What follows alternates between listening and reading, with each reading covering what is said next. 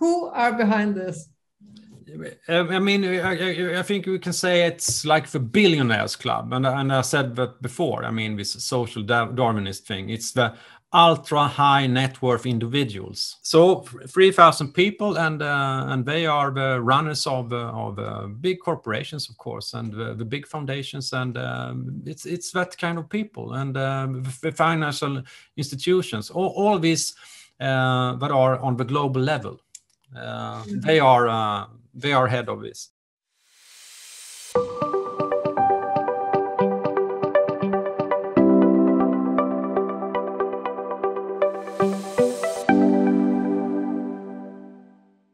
Hello, I'm Kathrine Johansson from Upstream Media, and today in this program we have the opportunity to talk to Jacob Nordangård, a Swedish researcher and PhD, who just gave out a very interesting book in Swedish. It's called Den globala statskuppen. And so we will make a program that takes its point of departure in this book, yeah. And there is so much content in that book and in other books that you have written, and in the overall situation that we are presented with right now, globally and in our own countries. So we have decided to make this program in two parts, where today we will start by talking about the vaccine passports, and we will move into further talk about power relations. But in the next program, we will talk more about the Green New Deal. We will talk about the relation between Agenda 21 and Agenda 2030, which are the goals that they want to achieve by 2030. And Agenda 21 is the agenda for the 21st for the century. So we're going to talk about the relation between the 17 sustainability development goals and technological solutions to these goals that are presented also by the World Economic Forum. And we're going to talk more about transhumanism and ideology. But in this first program, we will, as I said, we will talk about democracy and power and the global coup d'etat. But to start with, we would like to ask, or I would like to ask you, Jacob, if you would present yourself and present your academic background and the book that you have just given out. If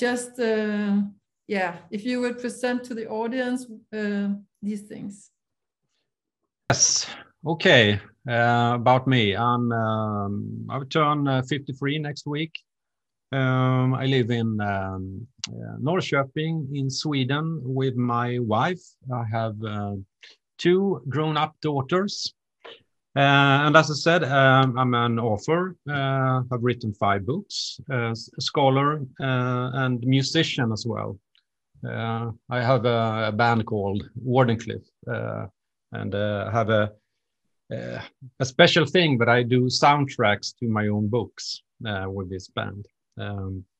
And I run a media company called Forest Media Productions, and have a foundation called Stiftelsen Faros. And we are working with this very urgent things today about the threats against an open society, the threats against a free humanity. And I've written 5 books. I will mention some of them. This is my dissertation, my doctoral thesis from 2012, called Ordo Our Cow. Mm-hmm. And it's an actor network study on European politics. This was an eye-opener for me when I began studying the European Union. So you do have an academic background, and you did this within the context of academic studies? Yes, I did. So this took like 5 years to complete. Started in 2008. And I have my academic background is first I have a master degree in culture and media production. I studied that in the late 90s, and then I have a master in geography as well. I like mapping things. And that's a broad background. Yeah, it's very broad, and I mean geography is very it contains everything that's going on. I mean among natural processes and human processes as well. So that's more or less everything. And I have a PhD in it's called Tema teknik och social förändring in Swedish. It's more you can say the subject is science and technology studies. Yeah, because that is an academic field actually, science and technology studies, STS. Yes. I also acquainted when I did my PhD, so that is an actual academic field, right? Yes, it is. Yes. Yeah, so that's really interesting, this background of yours. But let's move a little bit further into the questions of the current situation, because in Denmark on November the 8th, our Prime Minister, she announced that now we have increasing sickness again due to COVID situation. And she said about 3 times, she said that actually the ones to blame for this situation, that they have to now make new restrictions and use the corona passport again, it is because of the unvaccinated people. And as you probably know, this kind of rhetoric, we have heard it also from Biden in United States. And when it comes to new restrictions and strict rules concerning the COVID situation, even if people have been vaccinated, it's also happening in Australia and Canada. And in Austria, they have talked about making the vaccine mandatory. So my first question is, why do you think that governments are using this kind of rhetoric that sort of places the responsibility with the non-vaccinated people? Yeah, I think it's for one thing, the rhetoric is they are kind of reading from the same script, because this, it's like politicians nowadays, they don't act just out of personal conviction, they more or less have a pre-script, and this is a way to make people accept this and to pit these vaccinated and the unvaccinated against each other, and make it more or less very, very hard for the unvaccinated to participate in society, and in that way we will be more convinced to take the vaccine. And accept the passport as well. Yeah, because in Danish, like these nice programs that come in the evening where they sit and talk and relaxed and everything. The participants are very relaxed about the situation, and they are talking to each other with different experts, journalists, doctor, whatever. Not in the press conference, but in these sort of like almost entertaining programs.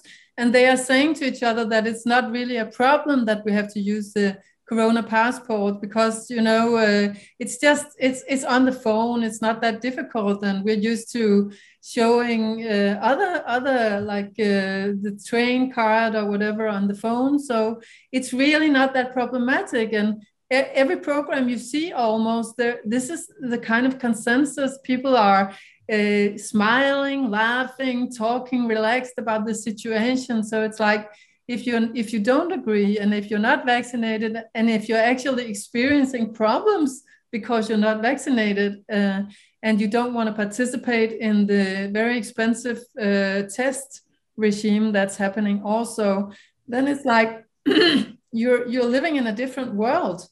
And people are making it like this is a minor problem. It's not really a problem. Do you think it's a problem?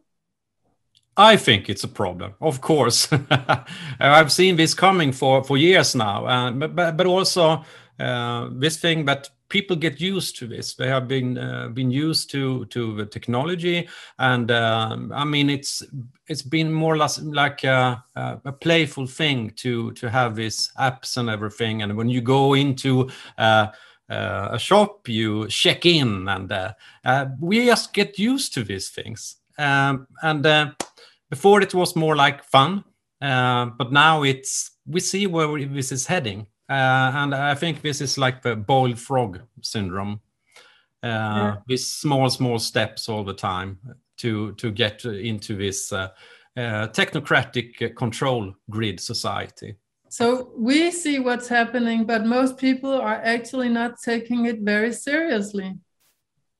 Yes. Just you have to have an extra app, and so what? What's the problem? Like, yeah, but and they don't understand why do you argue about this?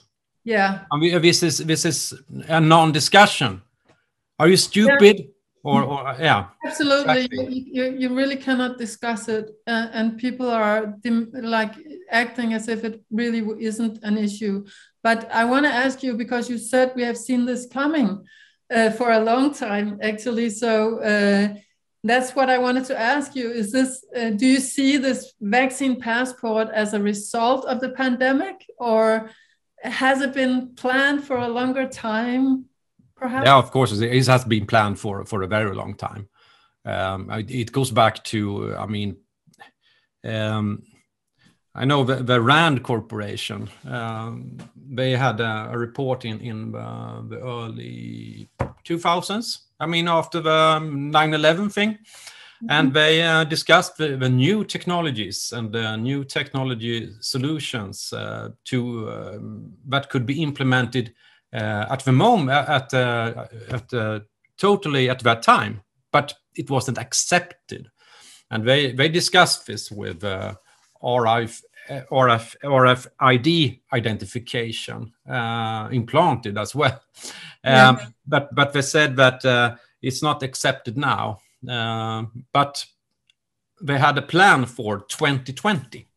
So this was a report about technologies that would be in place in 2020. So this has been planned for a long time. And this RAND Corporation report, it became a part of the Rockefeller Foundation report, scenarios for future technology and development. Yeah. Where they discussed how can we achieve this? How can we get this technology to the people, and they will take it with open arms and say, hallelujah, this is wonderful. Yeah. So the plans have been carried out for a long time. Yeah, because there has also been actual plans in the European Union, actually, for the vaccine action plan, and the planning of having this digital passports in, I think it's 2022 or 23, that everyone in Europe are using a vaccine passport was actually a plan. And you could also study that. You can see it. I mean, it's open.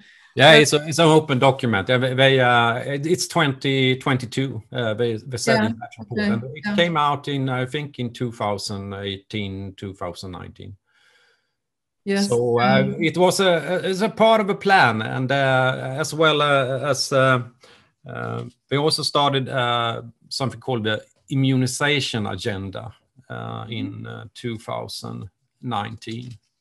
Who started that, the Immunization Agenda? It was WHO, and they had these stakeholder meetings where we discussed how they should achieve this immunization agenda.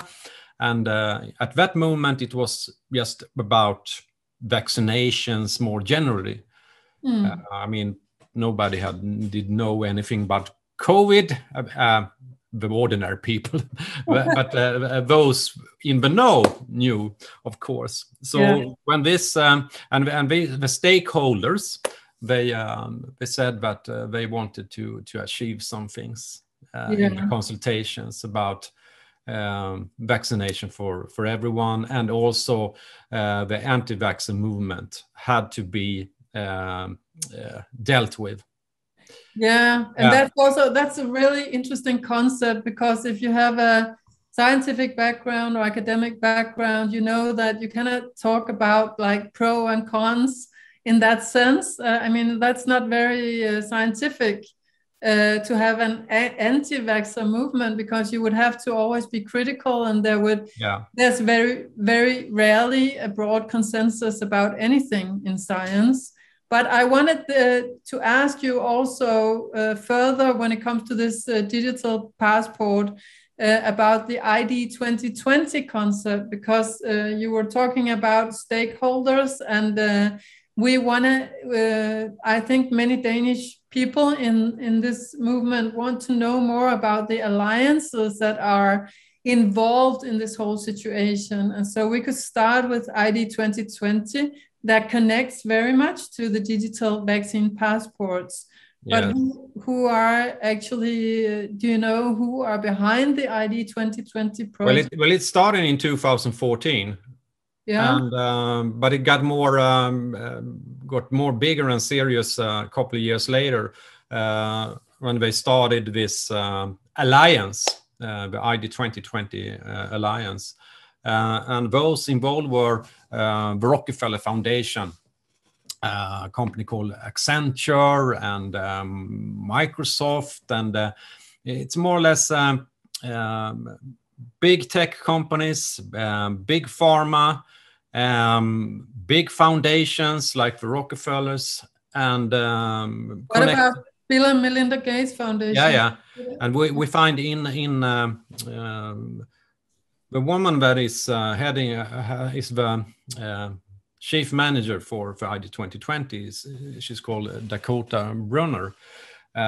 She was at the Bill and Melinda Gates Foundation from the beginning, and has worked at the Gavi Alliance. And that's Bill and Melinda Gates Foundation are behind Gavi.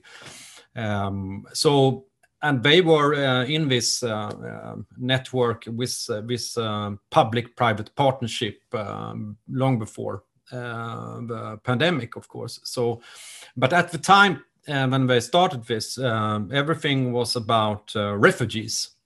So ID 2020 discussed how can we achieve a digital identity for all the refugees over the world. And I mean, this was at the big refugee crisis. Yeah. In 2015. When we started to discuss these things. So they had so they needed a tool. They had a trigger for this. Yeah. Okay. They wanted to be able to identify the refugees that came across the borders with this digital ID, but was it connected? The ID 2020 project, is it connected to the vaccine passports? Yes, because it came, now we're talking about the good health pass. So you can say that the pandemic was a trigger for this and they had already some initiatives before that that is connected via Rockefeller Foundation. They had a project called the Commons Project, and so they put this together, and now we're just discussing this with the COVID. But let me ask you, because you mentioned the Rockefeller Foundation many times, but they have connections to some of these transnational institutions and the European Union and the WHO, and do they have influence or connections in these networks? Because they are also the ones that are very involved in the situation. So what is the connection? do they have power? Like just because they make a report in 2010, does it mean that they have the power to actually make it a reality? Execute it. Yeah. So you can follow the people involved in this report as well, and they are very well connected. Have are very involved in United Nations. Is one important organization that they have always supported. WHO. Rockefeller Foundation more or less created WHO in the beginning and supported their predecessor organization that was a part of the League of Nations. So in the 20th century, they were very much into this health agenda. And built up the international networks for it, and you can see in the 21st century, Bill and Melinda Gates Foundation comes in and are more or less taking over that agenda that the Rockefeller Foundation started. The Rockefeller Foundation have other more areas of concern that they are working with. And they are very connected. Bill and Melinda Gates and the Rockefellers are very tight and are working together to achieve these agendas. Okay. Yeah, and we will talk more about that in the next program when it comes to Rockefellers and what they were involved in at the time, like oil and climate change. Yeah. But right now, our upstream media made a series of programs just recently because there was a TV program at the Danish national television that attempted to call in some of the so-called conspiracy people who then had the opportunity to make a very short program. I think it was 12 minutes long, concerning one of the topics that they were interested in when it comes to this pandemic. And so they chose the possibility of corruption at WHO. And in this series of programs, they ended up, of course, being ridiculed. And according to Danish national television, they were debunked in a I think 29-minute long talk where they sort of like tried to debunk every little line that was said in the program. But now I want to ask you, can we rely on the WHO and their in relation to this corona pandemic? I mean, they're very central. They're almost like the most central communication agents in this whole situation, and every country are following their recommendations. But is this safe? Is it safe to follow their recommendations? Can we trust them? And did these conspiracy people in the national television program, did they perhaps have a point while asking if there is corruption in the WHO? Yeah, I think they were right. I haven't seen this, so I don't know exactly what they said. But I mean, I can say that WHO has become a very corrupted institution. And that's because of the financing, of course. And the thing is, the Bill and Melinda Gates Foundation now is the biggest influencer in the WHO. Yeah. And that's a very, very big problem. So we have no balances and checks anymore. It's just like this big corporation and this world with financial interests has taken over everything, and we don't have any opposition whatsoever. Every opposition that comes is just beaten down and ridiculed all the time. So I think it's very, very serious, because we need to have a discussion about these things. And when we could before, we could in the 90s, but it has been since the last, I mean, the swine flu, it has become worse. At that time, we still had some people that actually spoke out and said that this is kind of wrong. But this time they have managed to make their system better. And they have also invested a lot of money in this influencing and ridicule the resistance. Yeah, I mean, the thing that we're talking about, conspiracy theory and everything, I mean, it's just, and that's, as soon as you speak out and say something that goes against the great narrative, you are a conspiracy theorist. And that's, and if you use that kind of word, it's, you don't have any argument. You don't have, I mean, it's like we say in academia, it's ad hominem. Yeah, it's just words that you put on people, and it's like and it's bad words, and then it's just punishment, and that's more or less what psychopaths do. They can't take an argument, they can't discuss things, and they don't want to hear another voice.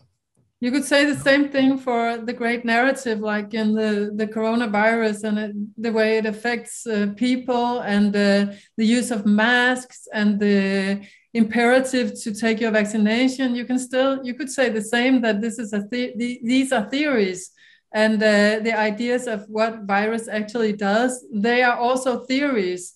And science is, it came out of theory and philosophy. Yeah. So it doesn't have that kind of certainty that they're trying to tell us. You can say that it's right or wrong. It's just it's for debate. The best possible theory for the moment. But the Danish media and the journalist who was fighting one of the participants in that series, they said that. Most of the contributors of the WHO, they were member countries, and that Bill and Melinda Gates Foundation, I think together with Gavi, that was like 17% of the contributions. And so they thought that they then debunked the influence of Bill Gates by saying so. And so they tried to ridicule this guy. Yeah. That argument. But I guess 17% is also quite a lot, isn't it? Yeah, man, it's like you have a company. How much shares do you need to own to control a company? I think, nowadays you can own like 1% and still be controlling. So you don't need because I mean it's a different kind of power if you are this private actor and if you are a part of a country or anything. So it's differences there. And then you have to study the whole network, of course. I mean, it's not just the WHO. They are involved everywhere else. So in kind of the health regime today. Yeah, and that goes for Bill Gates as well.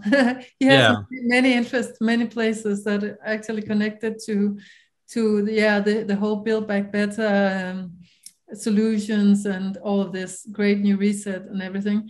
But I wanted to ask you shortly, just because we will elaborate more on this in the next episode.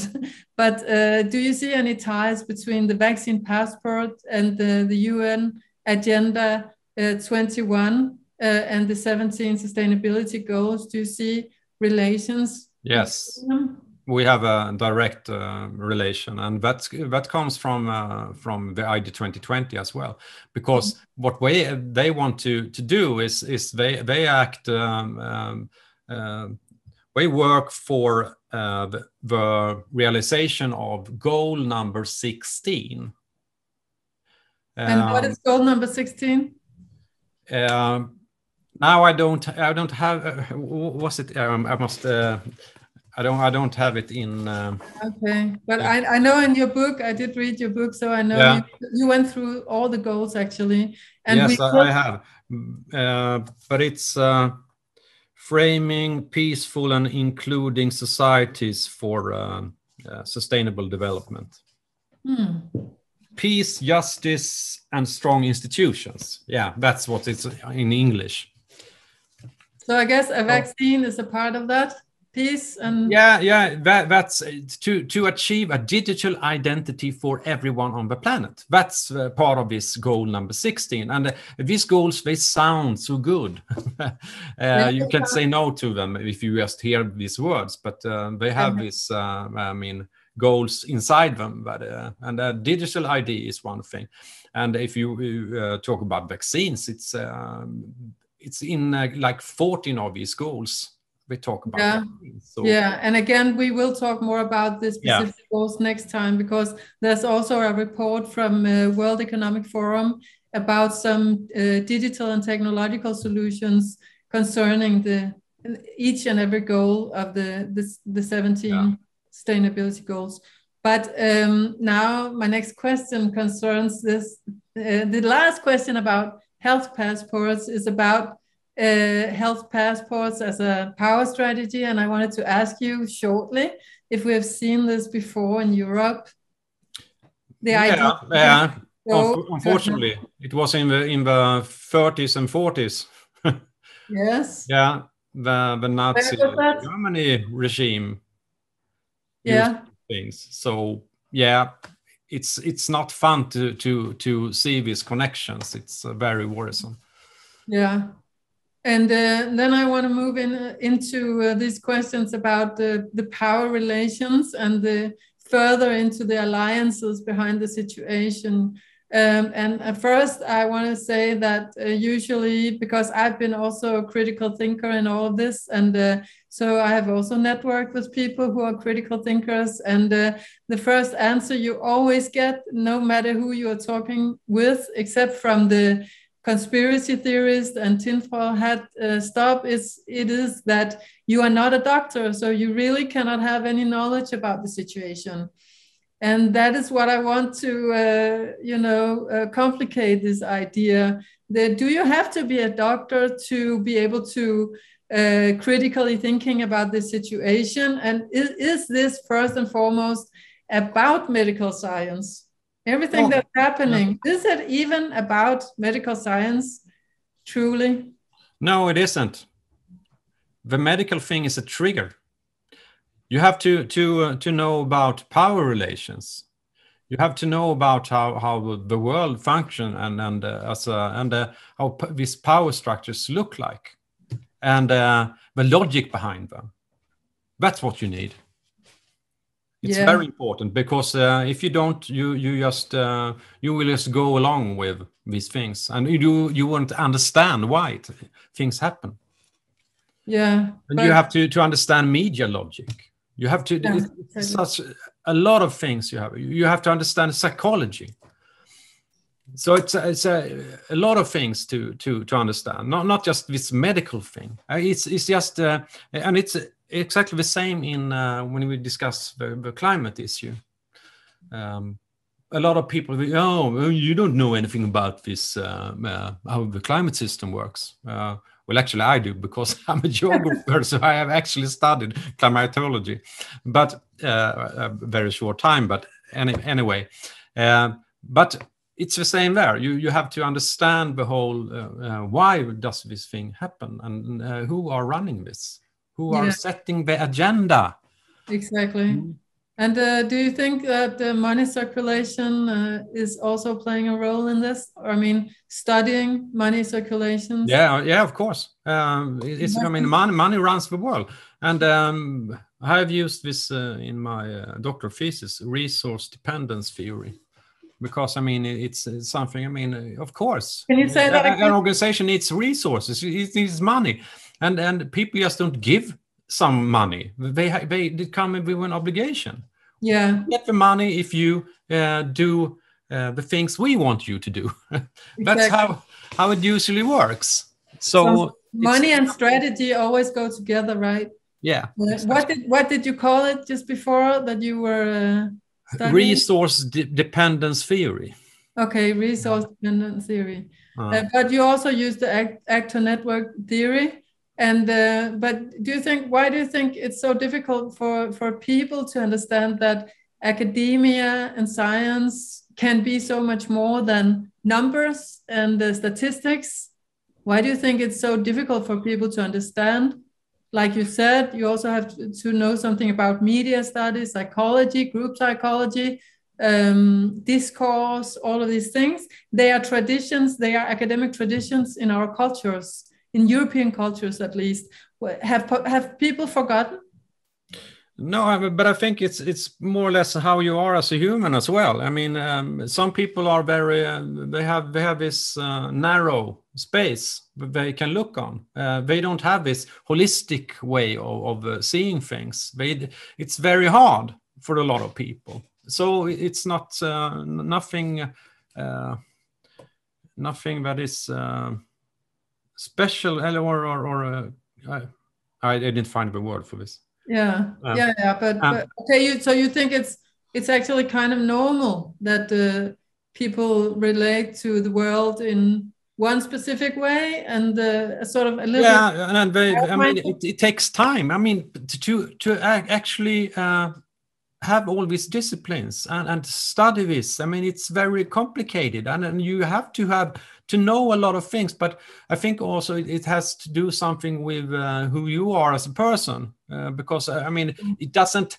You can't take anyone and then just go to a university and making that, so that all these things just happening inside you because you are at the university. It doesn't. It's not that thing. I think we are more born with certain abilities to do this, and I think those who have this more holistic, broader sense of understanding also must explain these things for other people. I think it's and when you said that, I want to ask you to explain something, because I'm thinking that I have also been asked in an interview before, like if this is kind of like a coup d'etat or if it's a kind of a war, then which nation is against which nation?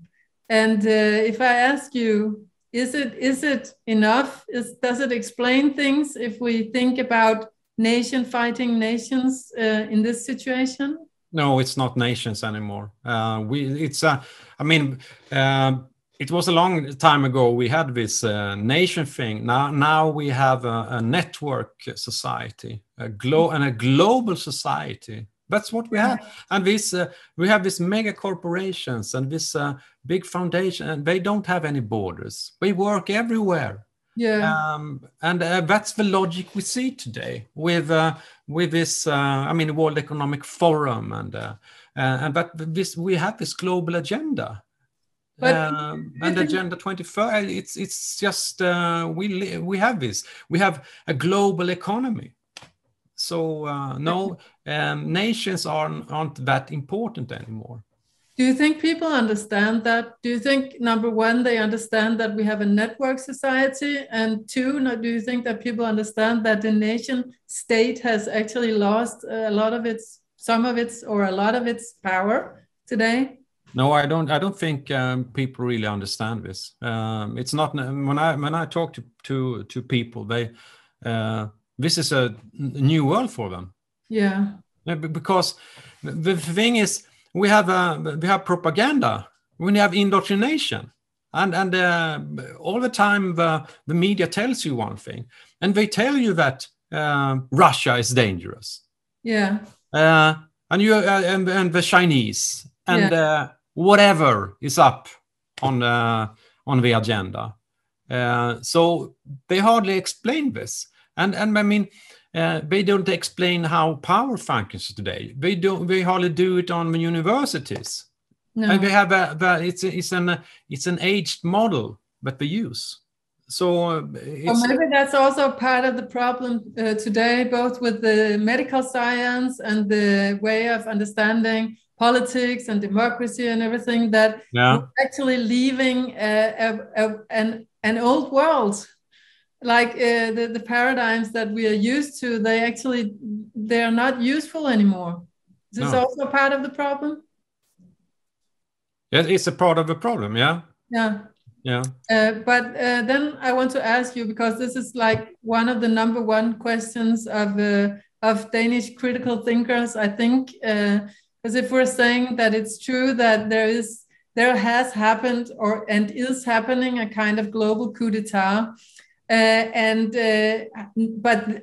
If this is happening, how is it possible to involve politicians, health authorities, scientific institutions, journalists, all of these different kinds of social institutions that we have been relying on until now? How is it possible to involve all of these institutions without anyone refusing to participate or blowing the whistle?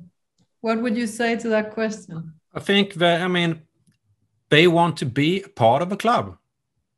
They are what is it called? Opportunist. And they like the career. It gives them opportunities. And they can meet with this powerful people, beautiful people, everyone, but it's someone. And they want to be a part of it. So it's very easy to just, they go along because they get rewarded to do that. And if they say something else, they get punished. And they are not allowed to be in the club anymore. I think that explains a lot. But do you think some of the participants, like the politicians, the governments, the journalists, some of the health authorities that are heard in national media, do you think any of them have an idea that the COVID story might not be completely true? Yeah, I think some may understand this, but it's dangerous for them to say otherwise, and they know it. So it's a bit of fear as well, and we have this. I mean, it's like how our organizations work. What kind of people do we get at the top? Yeah. They don't think like the ordinary people. They are smart, and they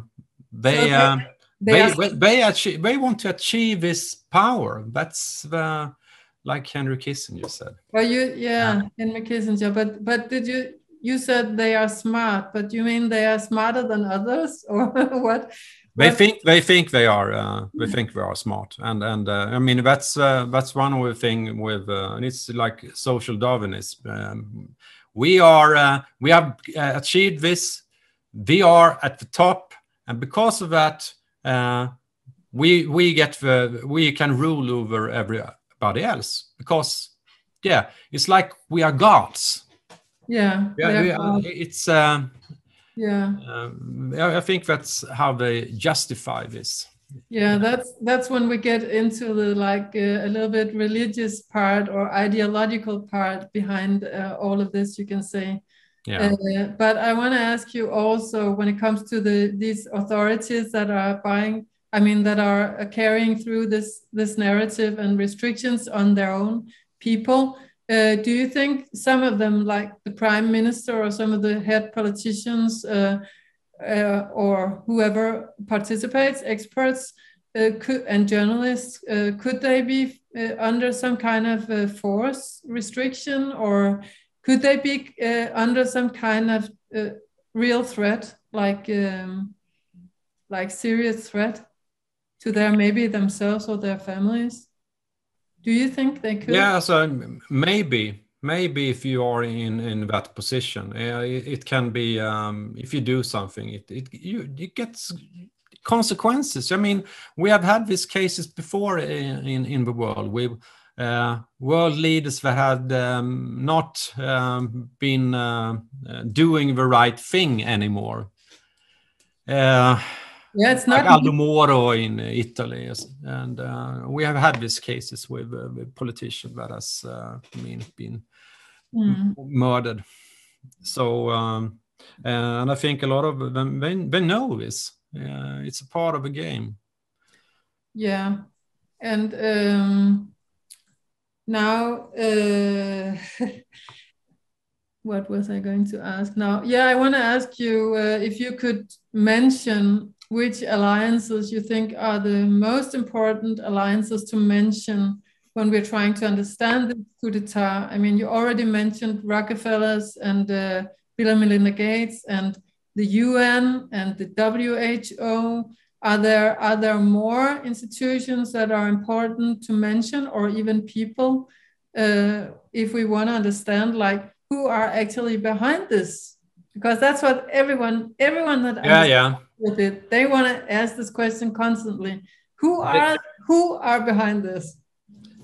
I mean, I think we can say it's like the billionaires club, and I said that before. I mean, this social Darwinist thing. It's the ultra high net worth individuals, and David Rothkopf has written a book called Superclass. I don't know if you're familiar with that. No. No, but he talked about like 3,000, and he's himself a part of this group. But he wrote about this, and he also wrote about the problem that we don't have a world government, because it can be dangerous if with 3,000 people rule over the world, and there are no checks and balances. So 3,000 people, and they are the runners of big corporations, of course, and the big foundations, and it's that kind of people, and the financial institutions, all these that are on the global level. They are head of this, and one of the most important forums I mentioned before is the World Economic Forum. They have really stepped in and taken this position, and especially after 2016, and they signed a partnership with United Nations, and I would describe this partnership as a contract with the devil, more or less, because after this partnership, things have, I mean, what happened the year after was the pandemic. And they have working groups with the big tech, big pharma and everything. And they use these techniques. They have this new way of governance that I followed in my doctoral thesis, transition governance. But you work with networks, and you have a facilitator that are, and they decide the agenda beforehand, and they just play this like on piano. So. And I think we can see that now, and they have all these exercises and everything. So when things actually happen, people just read from script, because everything is prepared, and we have this. It's so professionalized, everything today. Yeah, it is. But I'm thinking these giants and these very influential, very rich, conglomerates and people. They're also split into like the tech giants, and then there's the whole medical industry complex, and now we're also not talking about the military and everything, but there's medicine, but then there's also finance, and I think, I mean, because I'm thinking, can it really be that they're also collaborative, like they really know how to collaborate, or what brings them together in this? What do you think brings them together in this? I mean, they have these working groups at the World Economic Forum. So it's called like Shaping the Future of Health is one of them, and they put together this in 2016. And they discuss in these working groups. Every member there wants something. They want to get contracts. They want to achieve something and grow as a company. So they discuss, how can we do it? How can we achieve this in this group? So they have an agenda together, and because of that, they are helping each other, and they don't want to say anything that goes against this, because it's big contracts, and then and these actors as well, they were in this group, and some of them they were exercising in this event 201 as well. So you can just follow this. It's very open. But I would say, if you want to understand how things work today, study the working groups of the World Economic Forum, because that's where things are happening today. So they have agenda as well. So everything is out in the open now. So if people actually, if they want to know, they can actually research it, and there is material available for people to research so they can find out. And then I also want to ask you, I mean, of course you cannot answer clearly to this question, but what do you think? Are these people evil? I don't think they see themselves as evil. I think it's like what I said. They think they are so good because they have come to this level. They have earned this. They are rich, and we are smart. We can build a better society, a perfect society, where everything will run like a factory, a perfect factory, and that's the vision for this. Yeah. But something is missing, and it's this human component, I think. So maybe it's even a component within themselves as humans that is missing, like a view on the world and a view on being human that is not incorporated into the intentions and strategies. Yeah, I mean, it's a problem to be human.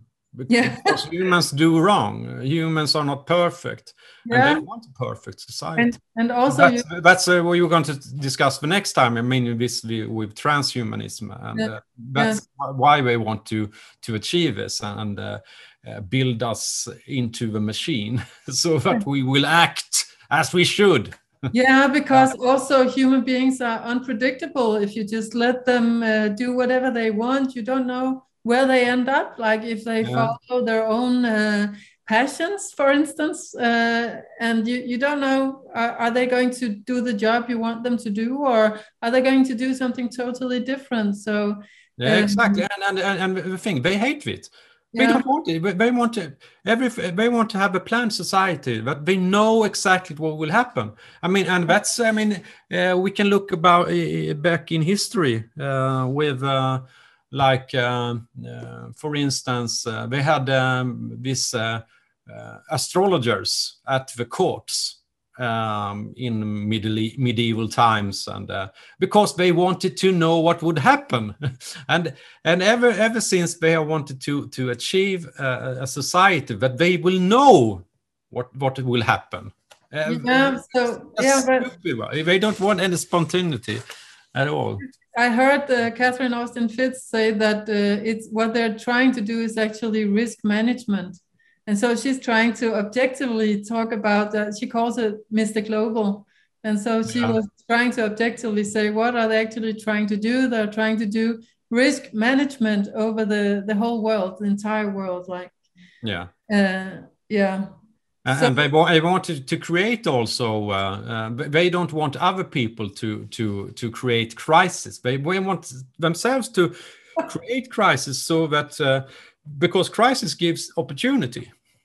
That's the mantra. Crisis and opportunity all the time. World Future Society used this in the 70s and talked about. Yeah, and if you have an overview and you know how to handle the crisis, then it gives a even greater opportunity. It becomes a win-win situation. I heard George Soros say in an interview that with economy, or he said actually with nature, you cannot really do magic because nature has its own course, but in finance and economy, like the overall economic system, you can do magic with that, is what he said. And actually I understood also that there are people with privileged knowledge about these systems who can do magic with those systems, and all other people are thinking that that they just have to live with these systems because they're kind of like came down from heaven and nobody created them, and it's the same thing with technologies. It's like we have this new gadget, or we have to have 5G, or we have to have the next new mobile phone, because it's sort of like it just is. That's how it is. We need to just adapt constantly. It's a part of evolution, and that's why we have this evolution theory, that is the ideology behind it all. It's so important. We have to evolve to the next stage and accept everything, because it's like part of a deterministic plan for humanity. And that's also what makes people not question it, because it's not usually discussed as a democratic problem, like what's happening in the digital world. And digital systematizations, they're not discussed as a problem in relation to democracy. Yeah. And so people don't even question it. But now I wanted to ask you, is it not, I mean, if we try to turn the whole thing around, and want to ask, isn't it so that in this overall complex world, there are problems that need to be handled at a global level? Yeah, of course. It might be problems that, I mean, we have this globalized economy, of course. So that makes some problems global. So I mean, so it's not about talking about that it's totally wrong with discussing global problems on a global level. That's not about it. But the problem is who defines the problem? Is it a problem? Yeah. Who? And if we are not allowed to discuss these global problems, like climate, of course, that's you can't discuss it, and now you can't discuss this virus. You just deniers if you question anything. So I mean, we have to have an open discussion about these things.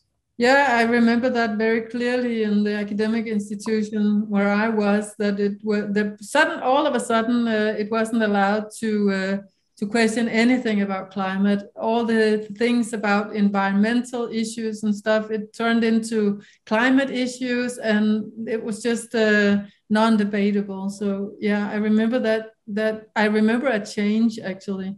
Yeah, and it's very sad. I mean, I was at the university at that time as well. So, and then it's just it's not how a university should function. No, absolutely not. No, it's totally against the scientific method. Yeah, it is. Yeah. But I can't help questioning, like, what would be the ideal situation? Because when I'm reading your books and overall studying these topics, which I also have a drive to understand as much as possible, I'm thinking, like, so many people are involved in this, so many transnational institutions, the whole global economy at some level are involved in this whole thing. Like, is it just like as good as it gets? Or what would be the alternative to this situation? I mean, are they all in a plot together, or is this sort of like just, this is the deepest level of power structures that we can understand, and this is kind of like, this is as good as it gets. We humans, we didn't do any better than that, or how can we see it? You mean if we can have a better society, or yeah. Because we are criticizing the situation. Because and I think it's the problem is it has gone too global. It's too big, and we took we don't have any local problems anymore. It's just everything is just about the global problems, and they try to put these global problems on every country, but every country is different, and we are different, and we have different ways to look on things. So you can't do it on a global level. It's impossible. I mean, we have to cooperate with certain things, of course, but I think it's the smaller structures, the better.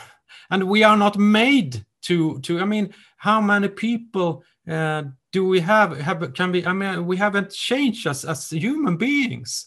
We are the same as we have been in for 14,000 years or even longer. So we are still the same, and we can't be global. It's impossible. We are family, and our community we have nearby. And we can't take in everyone.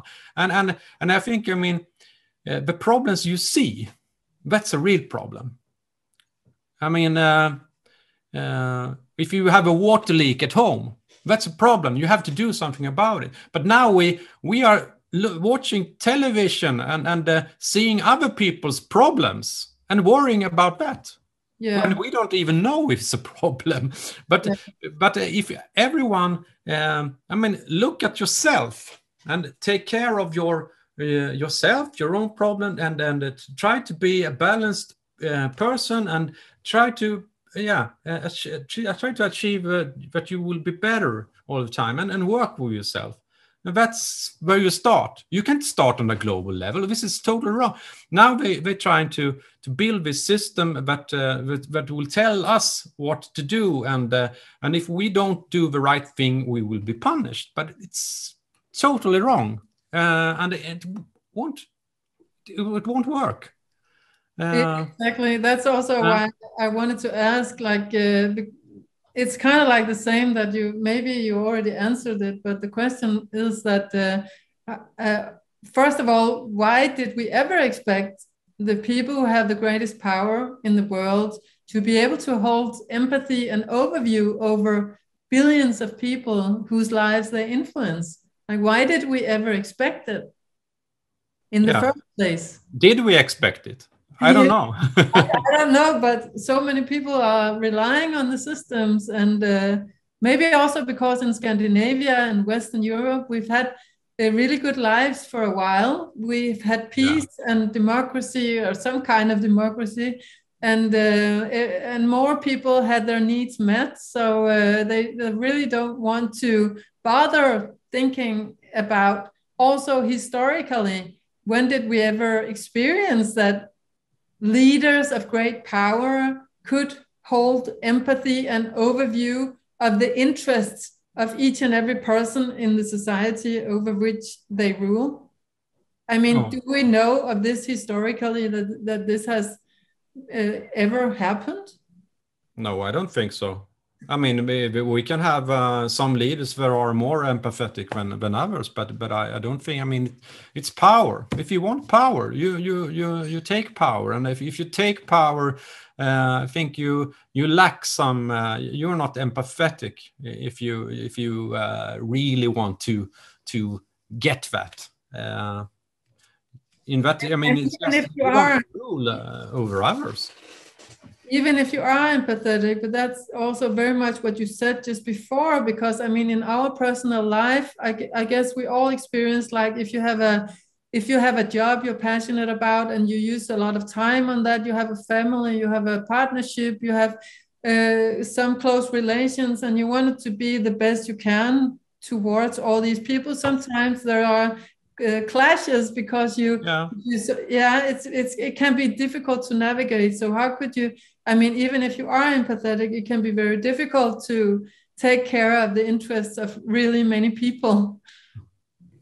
Yeah, of course, it's more or less you can't. I mean, you can handle a family, but the bigger it gets, the harder it is.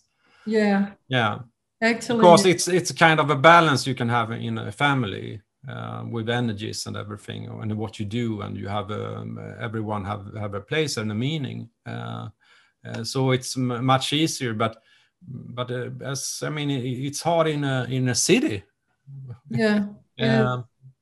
Every people doesn't get satisfied. They don't. No. And maybe also not every person feels part of the city. If it's a very big city, it's like it's difficult to grasp.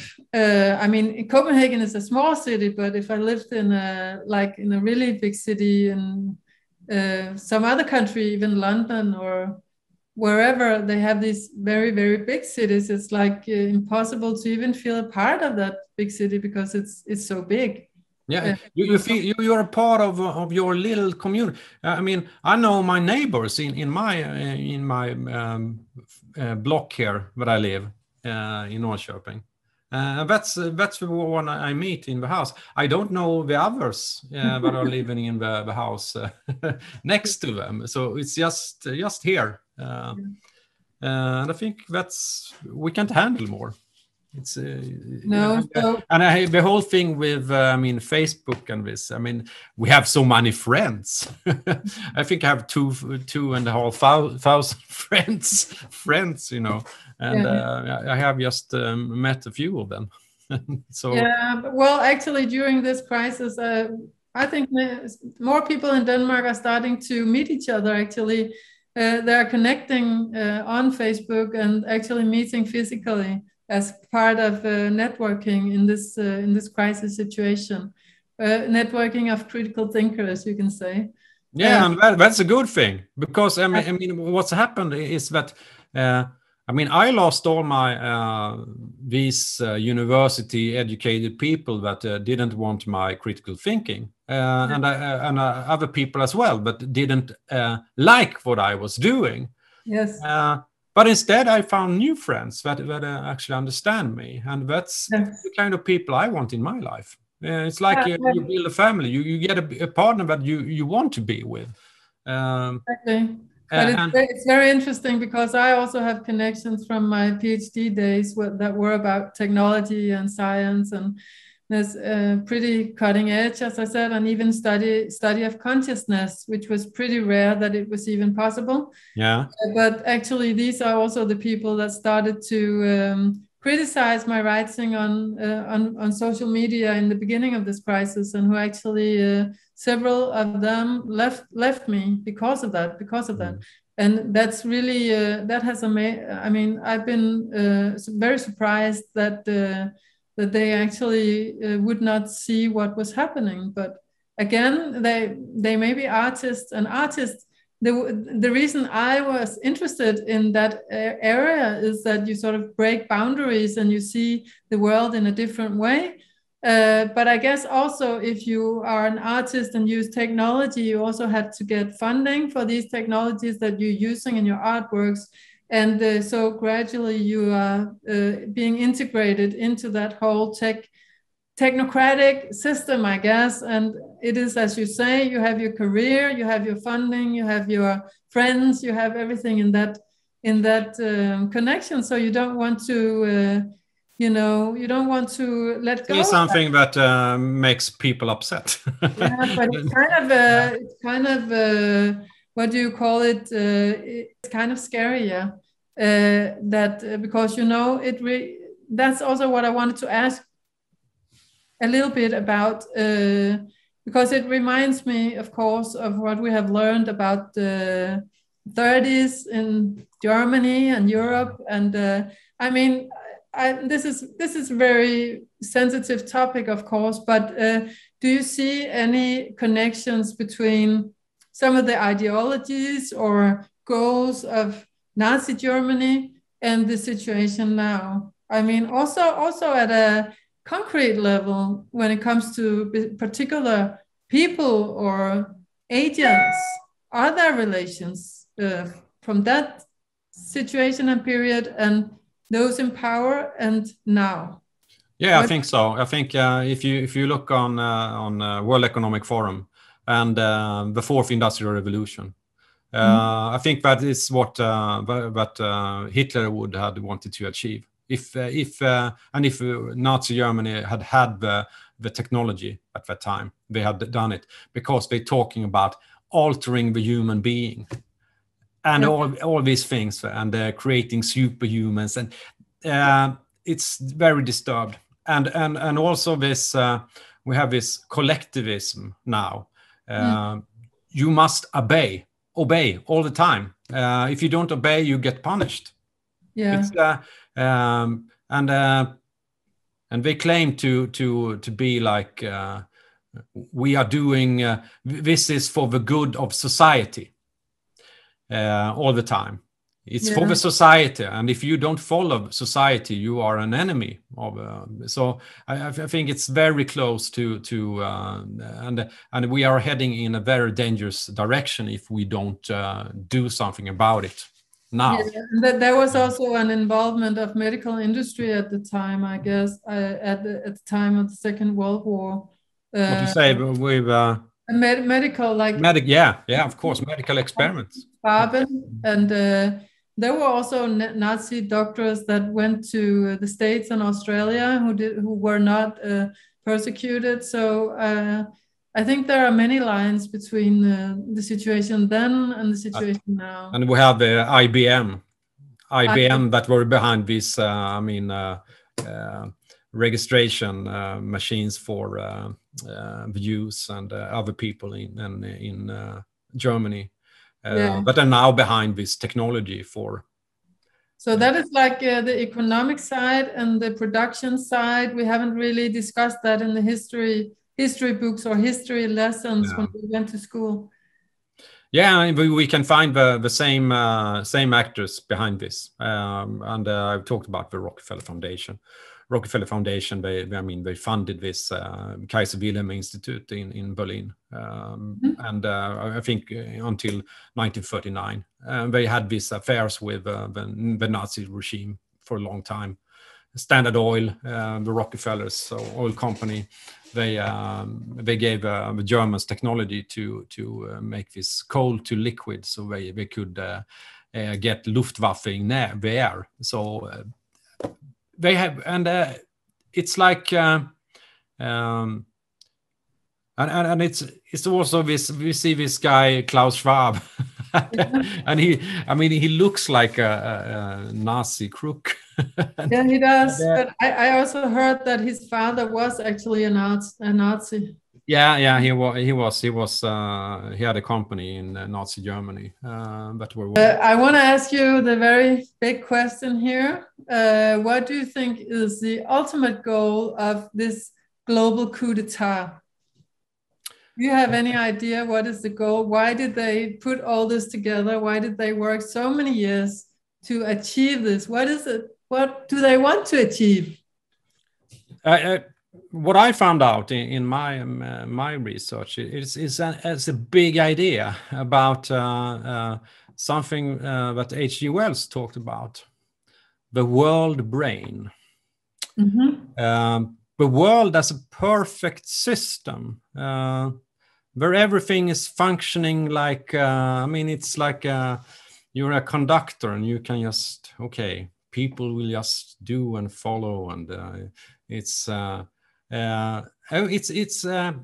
goal of a perfect society. That's what it is, and every people will be like a cell in this big. We talk about a world organism, like connecting the whole family and building an organism. We go to I don't know if you're familiar with Pierre Teilhard de Chardin. Yeah. He was a Jesuit priest and also into evolution, but it's more like a Christian version of evolution. But everything was evolving into a state of creating something what was called the noosphere. Yeah.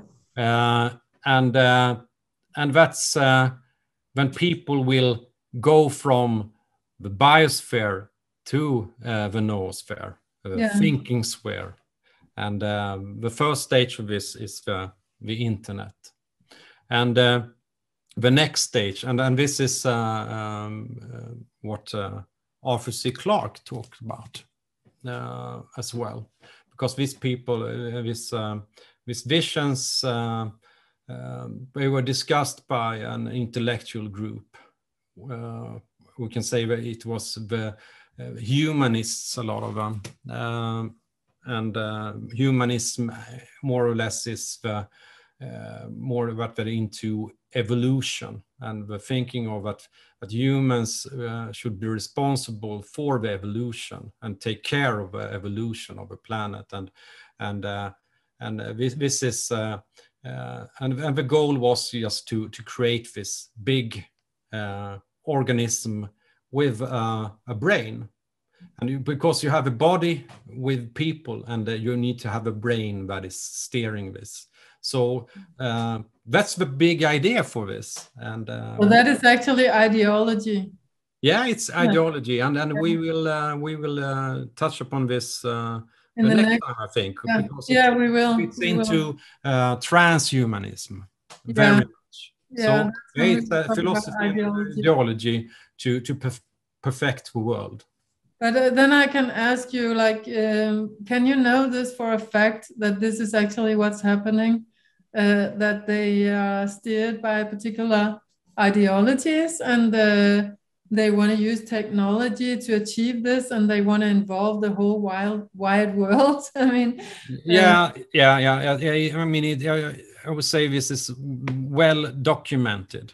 That this is, I mean, it's a part of this scientism or scientific humanism, those ideas, and they claim to work for science, but I would say that it's religion. It's the religion of technology. That is a part of the talk in the next program. Yeah. Well, we're moving towards the end, but I want to ask just shortly, even if it's not an easy question, but we talked about this is not a war between nation states, but the US is usually using Russia and China as enemy images of enemies. But what do you think when it comes to this global coup d'etat and the corona crisis and the whole situation there? Do you think that China or some Chinese networks of Chinese people were involved in and are involved in this whole situation?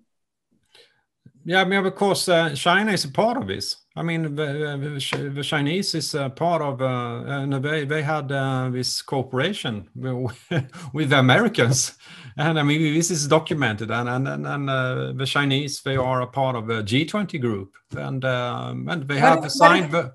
What is the G20 group? Could you shortly explain? It's a political forum for cooperation. It started with economic cooperation, but now they discuss global problems. This was a goal for the Trilateral Commission in the 70s to create this global forum. I would say that it is like a proto-world government.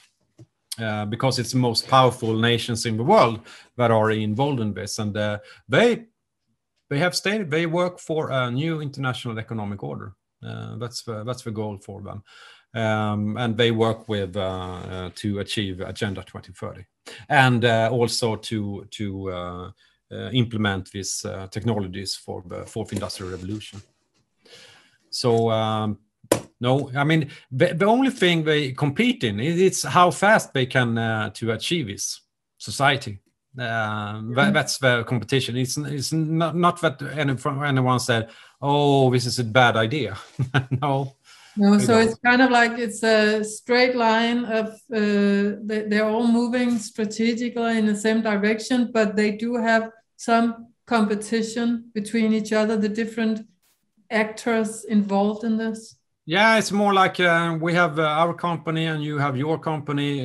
Who will beat the other?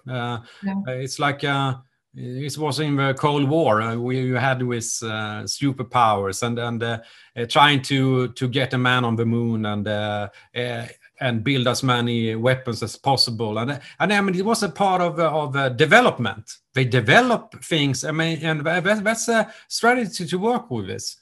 You have this it's black and white. Two teams fighting each other to make a synthesis, and the development goes with this all the time. So that's how I think about it. But in the end, the whole solution lies, of course, in power to the people, doesn't it? Or does it? Yeah. Well, I can say one thing about power to the people. Many leaders want to use the people and say, "Oh, we are representing the people. It's the people's will, the people's democratic republic. It's the people." Every communist country uses with the people, and usually it's not the people, of course. But the thing is, we need to ensure we have power over ourselves and are not borderless. I mean, the thing is now they want inside our bodies. It's the last, frontier they want to pass through.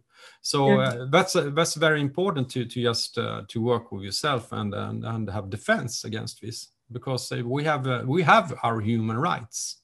They don't have the right to do this. We should have our human rights, but let's just end it with asking, is there any escape from this technocracy takeover? Yeah. What do you think? Because we cannot answer it, but we can say... Yeah, we can't answer it, but what I think this is like they try to build the Tower of Babel again. Yeah. And it won't work. Because I think that we have something that is more humane. I think that's why we will win this. And I think we have it's a raising awareness among people, and we are connecting in another way when we are threatened. And I think if a human family is threatened, it goes automatically that we start to reach out to each other and helping each other, those that are more awake, and try to because we can't. Humanity is under. It's a very severe threat. So I think it's like a part of the unconscious as well. So we meet with the people we need now, just to, and I think that is the thing. And we will build networks, not in the. I mean, those in power, they build systems. Everything is about systematic control, and they think in that manner. But I think what happened now is an organic thing. We come together because it's we act with a natural intelligence, the real intelligence that we are connected to as a human family. I think that's what's happening, and they want to suppress this. We want to suppress the connection we have to each other in a natural way. And that's, I think, we will have with masks and everything. Maybe we will also learn to emphasize relations more, or we will learn to be better maybe at relations, because not only networking and moving with the organic, but also truly relating with each other, I think is very important. Yeah. In this time. Yeah, I think so too. But can we, as a last remark, would you tell the audience where they can buy your book and hear your talks and your music if they're interested? Yes, yeah, I have my books. This is Den globala statskuppen. It will be translated, and it is translated to English. Translated. So if you don't want to read Swedish, I think a lot of Danish people can read Swedish. I did. Much more simple than understand each other when we speak. Yeah. And we have a book, Rockefeller. Mm-hmm. I have this in both English and Swedish. Yeah. It will be out in Polish as well. In Polish, yeah. And